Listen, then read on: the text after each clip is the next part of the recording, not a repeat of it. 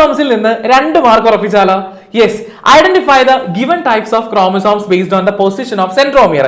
തന്നിരിക്കുന്ന പിക്ചറിൽ സെൻട്രോമിയറുകളുടെ position base ചെയ്തിട്ട് ക്രോമസോംസിനെ കാറ്റഗറൈസ് ചെയ്യുക അല്ലെങ്കിൽ അവരെ ഐഡന്റിഫൈ ചെയ്യുക എന്നുള്ളതാണ് നമ്മളോട് പറഞ്ഞിരിക്കുന്ന ചോദ്യം. എ, ബി, സി 3 കാറ്റഗറി ആയിട്ടാണ് കൊടുത്തിരിക്കുന്നത്. എയിൽ 2 പേര് വരുന്നുണ്ട് കേട്ടോ. ആദ്യത്തെ 2 കാറ്റഗറിയും വരുന്നത് എയിൽ തന്നെയാണ്. ദെൻ ബി ഒരെണ്ണം സിംഗിൾ കൊടുത്തിട്ടുണ്ട്, സി കൊടുത്തിട്ടുണ്ട്. അപ്പൊ സെൻട്രോമിയർ കറക്റ്റ് സെൻട്രൽ ആയിരിക്കുന്ന ഫസ്റ്റ് വണ്ണും, അതായത് എയിൽ വരുന്ന 2 എണ്ണം എന്ത് തന്നെയാണ്? മെറ്റാസെൻട്രിക് ആണ്, മെറ്റാസെൻട്രിക് ക്രോമസോം ആണ്. സോ എ മെറ്റാസെൻട്രിക് ക്രോമസോം ആണ്.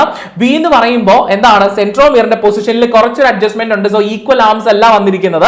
അതുകൊണ്ട് ബി എന്ന് പറയുന്നത് സബ് മെറ്റാസെൻട്രിക് ആണ്. അപ്പോ B sub Meta. Then C എന്ന് പറഞ്ഞിരിക്കുന്നത് നമുക്ക് കാണാം very clearly it's acrocentric chromosome. Acrocentric chromosome ആണ് കൊടുത്തിട്ടുള്ളത്. അപ്പോൾ മെറ്റാസെൻട്രിക്, സബ് മെറ്റാസെൻട്രിക്, ആക്രോസെൻട്രിക്.